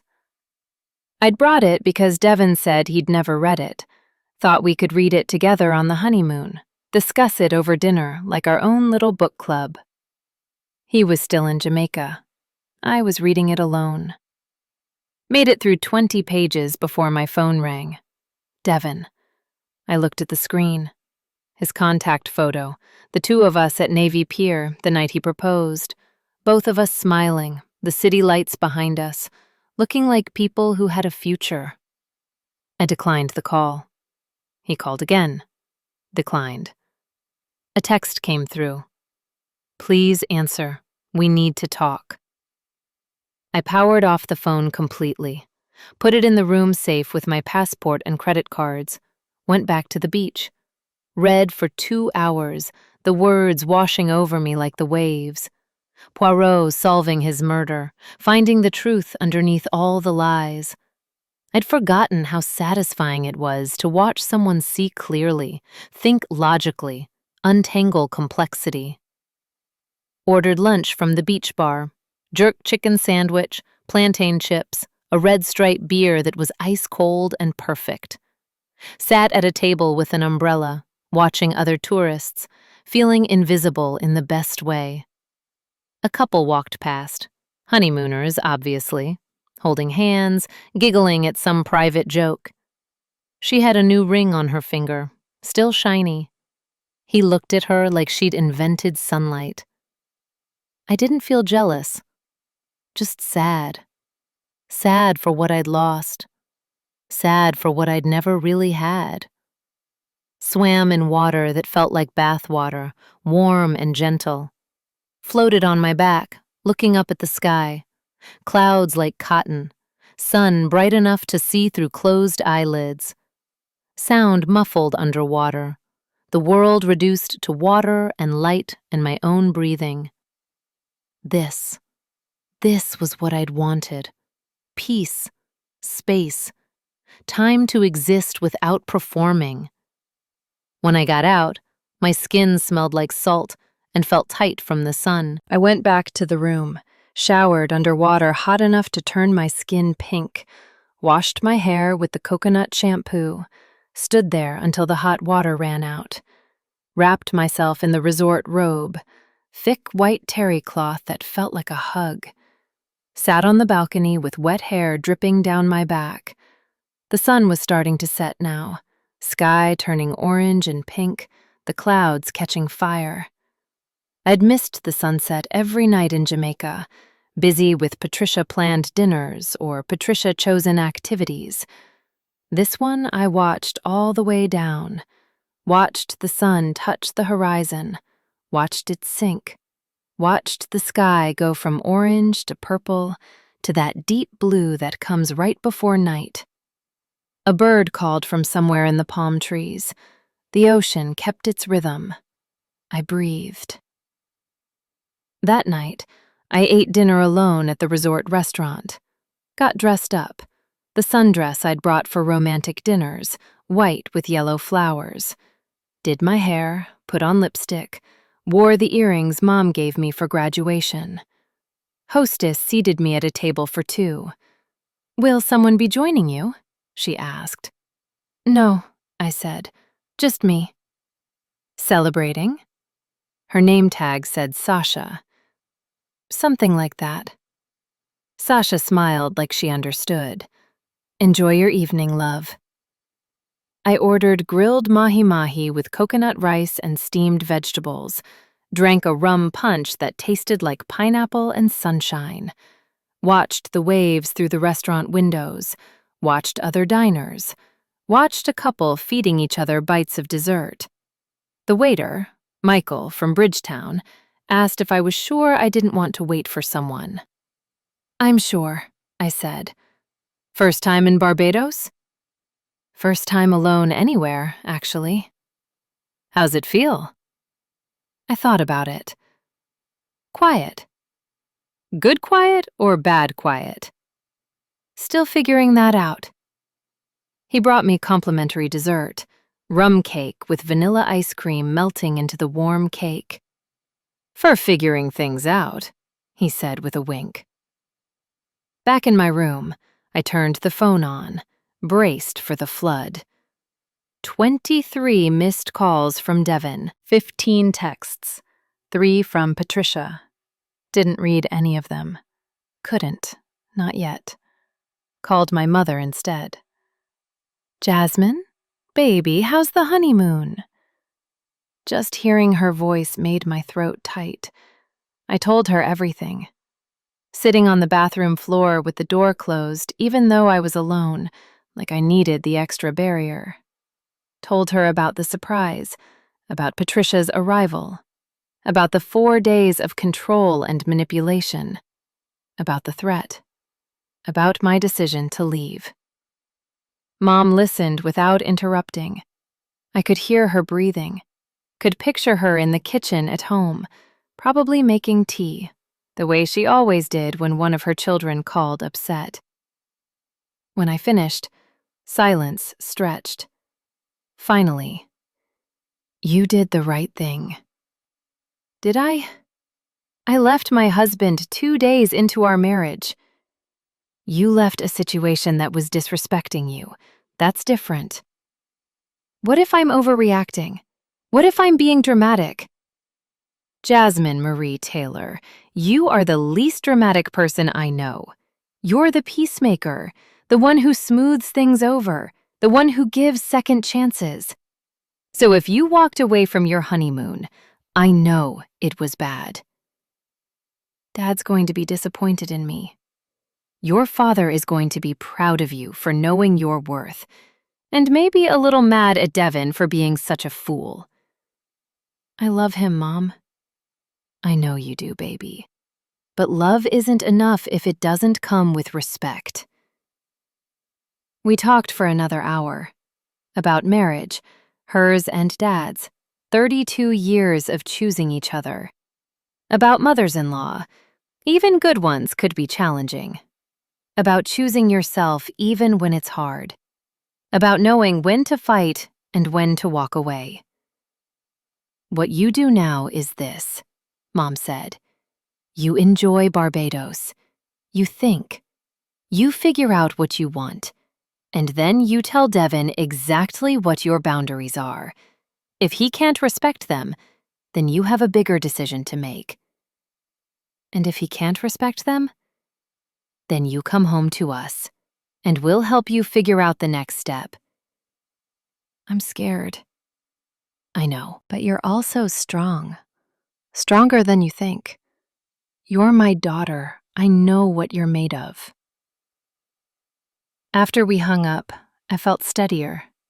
Not fixed, but stronger. Went to sleep with the balcony door open, ocean sounds filling the room. Fell asleep to the rhythm of waves and woke at dawn to birdsong. Wednesday morning, I woke early. The kind of early where the world is still gray, sun just thinking about rising. I made coffee in the little room machine. Not great coffee, but hot and caffeinated. Took it to the balcony. The ocean was flat, glassy. A few fishing boats far out, silhouettes against the lightening sky. The beach was empty except for hotel staff raking the sand smooth for the day's tourists. My phone buzzed on the table. Devin. 6 a.m. call. I let it ring 3 times before answering. Jazz, thank God. I've been trying to reach you. I know. Where are you? Are you really in Barbados? I am. His voice was rough, like he hadn't slept. Jazz, this is insane. Come back, please. My mom leaves Friday, just like we planned. Come back and we can have the rest of the week together. Is she still there right now? Pause. Devin, is Patricia still there? Yes, but then I'm staying here. She leaves in 2 days. 2 days and then it's just us, like I promised. And what happens after Friday? After we go home? She's going to be there every Sunday, every holiday, inserting herself into every decision we make. This week is just a preview. It's not like that. It's exactly like that. Devin, she told me I'd always lose, that you'd always choose her. Was she right? Longer pause this time. No, he finally said. I choose you. I chose you when I married you. But you also chose her when you invited her on our honeymoon without telling me. I made a mistake. I should have asked you. I should have told you. I'm sorry. I know you're sorry. But sorry doesn't fix what's broken. What would fix it? His voice cracked. Tell me what to do, Jazz. I'll do anything. I looked out at the ocean, at the sun starting to rise, painting everything gold. I don't know yet, I said honestly. I'm still figuring that out. How long are you staying there? I booked through Saturday. Have a flight back to Chicago then. I have a flight Friday when Mom leaves. I'll change it to Saturday. We can fly home together. Jazz, please, let me fix this. Devin, I'll tell her she has to leave early. I'll come to Barbados. We can have 3 days together. just us, the way it should have been from the start. I wanted to believe him. Wanted to believe he could stand up to Patricia, could put me first, could be the husband I needed. She won't leave early, I said. She will if I tell her to. Will she? I'll make her understand. The sun cleared the horizon now, full daylight flooding the world. A new day, another chance, or another disappointment. Okay, I said finally. Tell her to leave. Come to Barbados. We'll try. Thank you. Jazz, I love you. I love you too. We hung up. I sat there watching the ocean, coffee growing cold in my hands, wondering if I'd just made a mistake, wondering if giving him another chance was wisdom or weakness. The freeze inside me didn't thaw, stayed solid, protecting. I went to the spa, booked a massage, facial, manicure, spent 3 hours being pampered, letting strangers take care of me, letting my body relax for the first time in days. In the massage room, lying face down while skilled hands worked knots out of my shoulders, I thought about marriage. My parents made it look easy. 32 years, still holding hands, still laughing at each other's jokes. But Mom told me once that the first year was the hardest. Learning to live with another person, learning to fight fair, learning when to compromise and when to stand firm. The secret, she'd said, is that you both have to be willing to change. If one person does all the changing, all the compromising, all the bending, that's not marriage. That's surrender. I didn't want to surrender. My phone buzzed while I was getting my nails done. Text from Devin. Talk to Mom. She's upset, but she's leaving Thursday morning. I'll catch a flight to Barbados Thursday afternoon. Send me your resort info. I sent him the details. Another text. I'm going to fix this, I promise. I wanted to believe that too. That night, I ate dinner at a beachfront restaurant. Fresh lobster, butter sauce, corn on the cob. Sat alone at a table for two, watching the waves. A couple at the next table was clearly on their honeymoon, holding hands, giggling, feeding each other bites of dessert. The way Devin and I should have been. I wasn't jealous, not anymore. Just sad. Sad that we'd lost this. Sad that Patricia had poisoned it. Sad that Devin had let her. But sadness wasn't the freeze. The freeze was still there, under everything, cold, clear, waiting. Thursday morning, I was reading on the beach when my phone rang. Patricia. I almost didn't answer, but something made me pick up. Jasmine. Patricia. Devin tells me I have to leave, that I'm ruining your honeymoon. I said nothing. I want you to know, she continued, that I don't appreciate being kicked out of my vacation. I paid for that tour. I paid for my flight. This was supposed to be my trip, too. It was supposed to be my honeymoon. And you couldn't share it for a few days? That's selfish, Jasmine. You showed up without asking. You took over every plan. You told me I'd always lose. And I'm the selfish one? I was protecting my son. From what? From his wife? From being happy? From making a mistake. And there it was, the truth. You think I'm a mistake, I said. I think you're young. I think you'll leave him when things get hard. I think you'll break his heart. No, Patricia. I think you're terrified that he loves me more than you, and you can't stand it. She was quiet for a long moment. You don't understand what I sacrificed for him. she finally said. I do understand, but your sacrifice doesn't give you ownership. He's not a child anymore. He's a man, my husband. And if you can't respect that, then you're the one who's going to lose him. Is that a threat? It's a fact. Keep pushing. Keep inserting yourself. Keep making him choose. Eventually, he's going to resent you for it. He'll never resent me. I'm his mother. Every son resents his mother eventually, if she never lets him grow up. I hung up. My hands were shaking, heart pounding. But the freeze held. 3 hours later, Devin called. She's gone. Left this morning. I'm at the airport now. Flight leaves in an hour. I'll be there by 4. Okay. Jazz, are we going to be okay? I don't know, Devin. I really don't know. I'm going to fix this.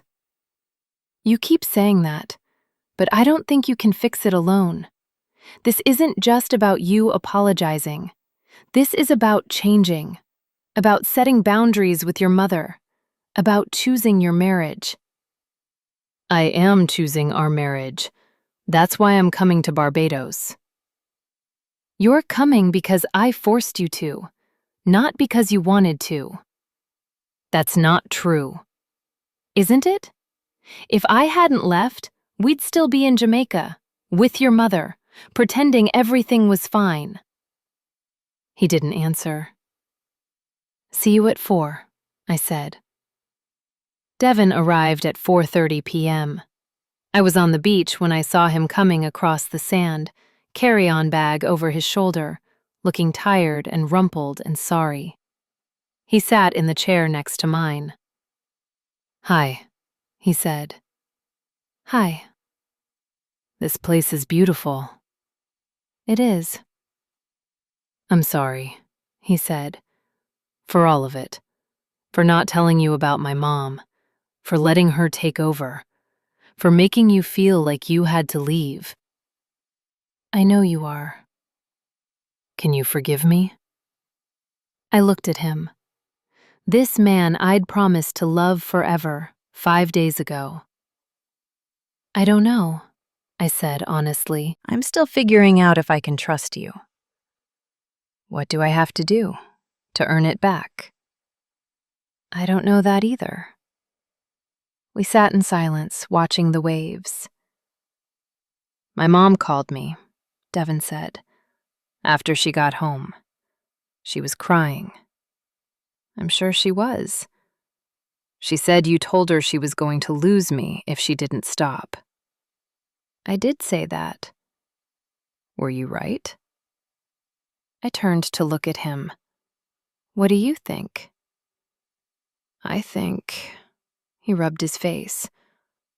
I think she's been my whole world for so long that I don't know how to make room for someone else without making her feel abandoned. That's her issue, not yours. She's my mother, and I'm your wife. The question is, which one of those relationships comes first now? You. You come first. Do I? Because it doesn't feel like it. It feels like I'm always going to be competing with her. And Devin, I can't live like that. I won't. What are you saying? I'm saying that when we get back to Chicago, things have to change. No more surprise visits. No more Sunday dinners every single week. No more checking with her before we make decisions. We're the married couple. We're the primary relationship. She's extended family. She'll never accept that. She doesn't have to accept it. You just have to enforce it. And if I can't? The question hung between us like something physical. Then I don't think this marriage works, I said quietly. Jazz, I'm not threatening you. I'm being honest.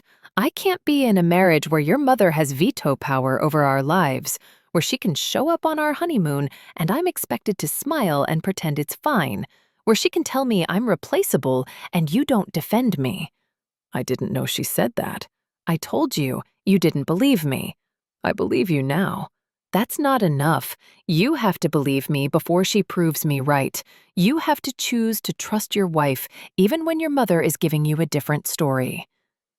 He was quiet for a long time, staring at the ocean. "I've been thinking," he finally said.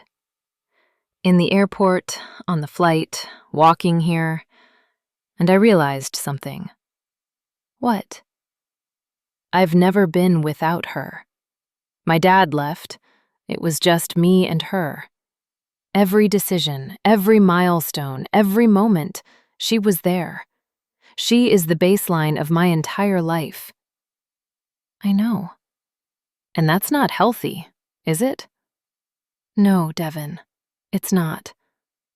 "She's going to hate this, hate me setting boundaries." "Probably." "She might cut me off." "She might.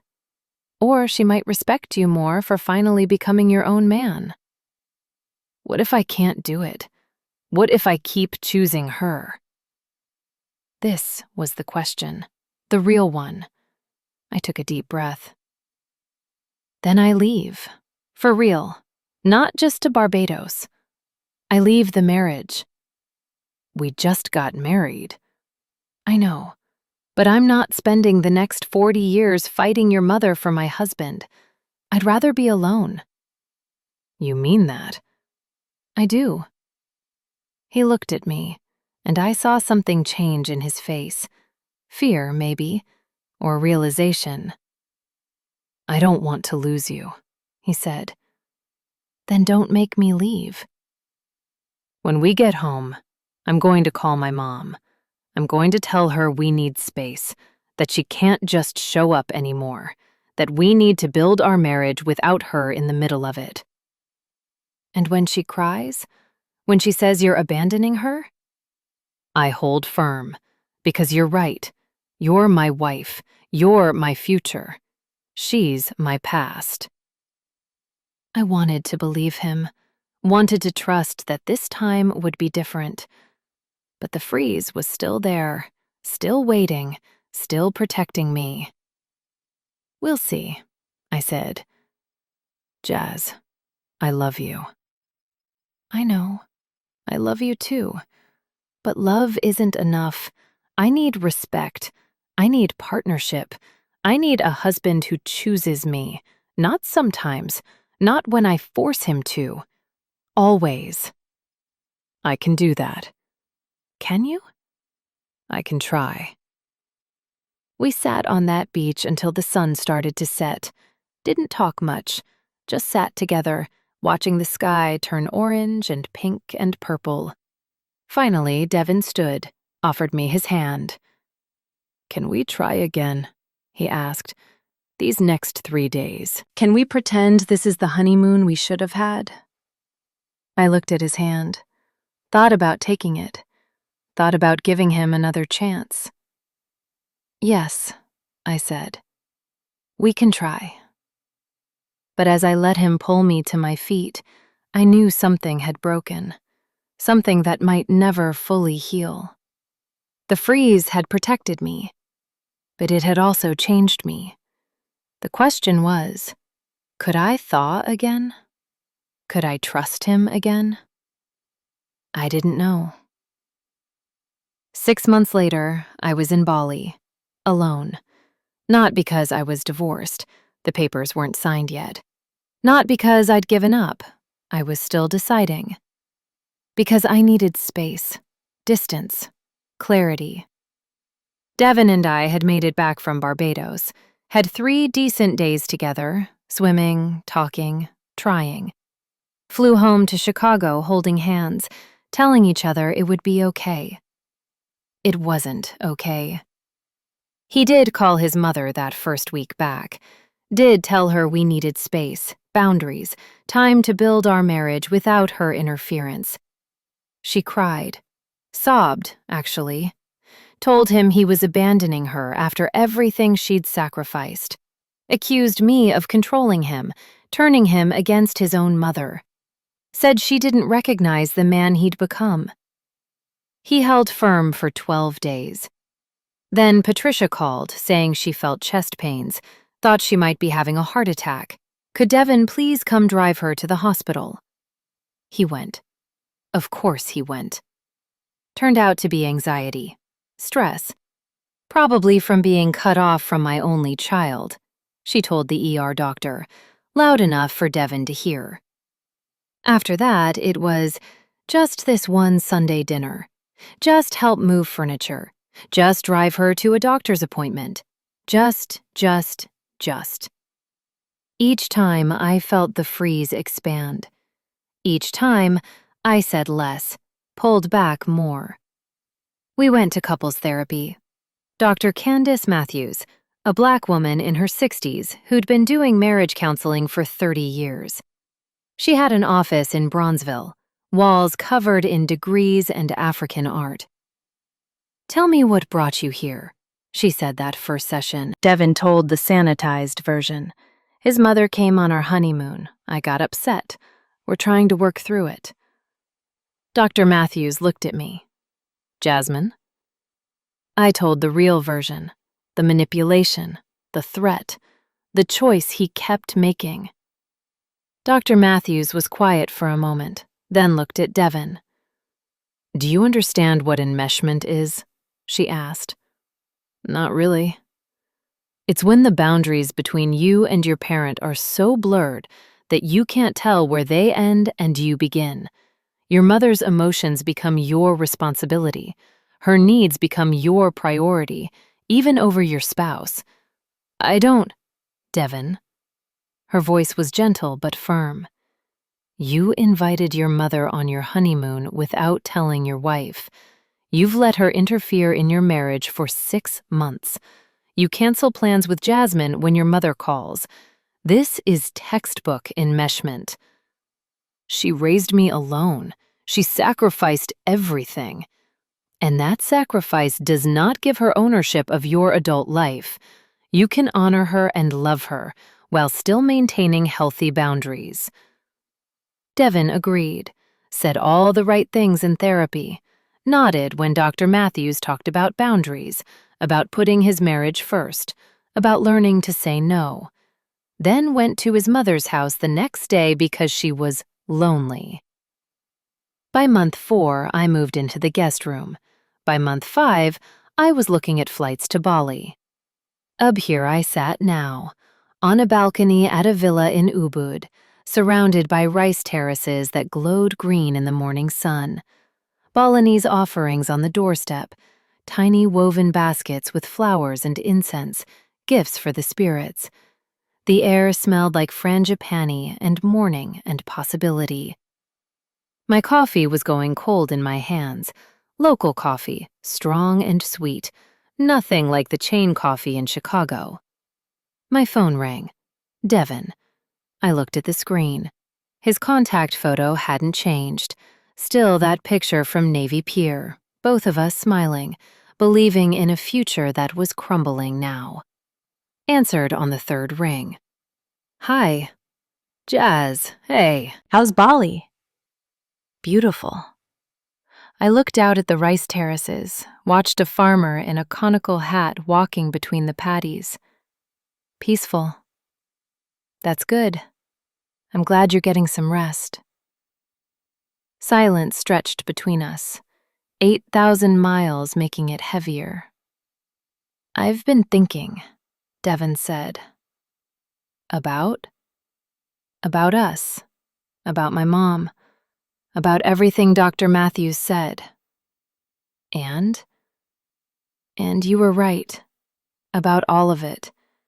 I can't keep doing this, letting her manipulate situations, making you compete for my attention, expecting you to just accept that she comes first. I'd heard this before, in Barbados, after therapy sessions, on quiet Sunday mornings when he woke up guilty. "Okay," I said. "Nothing more. I'm going to set real boundaries this time. I mean it." "You've said that before, Devin." "I know, but this time is different." "How?" I watched a white egret land in the rice paddy, elegant and sure. How is this time different? Because you're in Bali, alone. Because we're sleeping in separate rooms. Because I can feel you leaving, and I know if I don't change now, really change, not just promise to change, I'm going to lose you. That was probably true. Devin, I'm tired. I set down the coffee cup. I'm tired of fighting for space in my own marriage. I'm tired of waiting for you to choose me. I'm tired of being the bad guy every time I ask you to set a boundary with your mother. You're not the bad guy. No? Then why does it feel like I'm always the one being unreasonable? Always the one who has to compromise, understand, be patient? I know I've asked too much of you. You have. And I've given too much. I've bent until I'm breaking. What are you saying? The egret took off from the rice paddy, wings spread wide, climbing into the blue sky. I'm saying that when I come back in 2 weeks, we need to make a decision. Either we're married, really married, with boundaries and partnership, and you standing up to your mother even when it's hard, or we're not. You're talking about divorce. The word sat between us like something alive.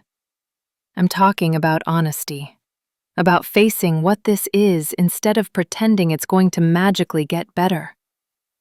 I don't want to lose you, Jazz. Then don't. But wanting isn't enough anymore. You have to do it. Actually do it. I will. We'll see. I hung up before he could say more, before I could soften, before the old me, the peacemaker, the one who gives infinite chances, could convince the new me to give him another one. Sat on that balcony for a long time after, watching the rice terraces, watching the morning unfold. My grandmother's ring caught the light on my finger. I'd moved my wedding ring to my right hand 2 months ago. Started wearing Grandma Loretta's ring instead, her mother's ring, passed down through generations, white gold with a small sapphire. Wear this when you need to remember who you are, Grandma had told me when she gave it to me on my 21st birthday. Not who someone wants you to be, who you actually are. I needed that reminder now. My phone buzzed. Text from Mom. "How's paradise?" I typed back. "Thinking about staying longer. Do what you need to do, baby. We love you no matter what." I smiled, set the phone down. A woman walked past on the path below. Balinese, maybe 40, wearing traditional dress, carrying offerings to the temple shrine at the end of the path.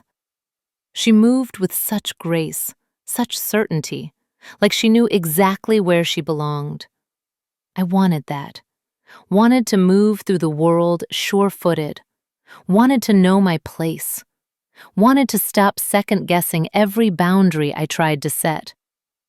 The freeze had given me that, in a way, had protected me when I needed protection. But I couldn't stay frozen forever. Eventually, I'd have to thaw, decide, move forward. The question was, forward with Devin or forward alone?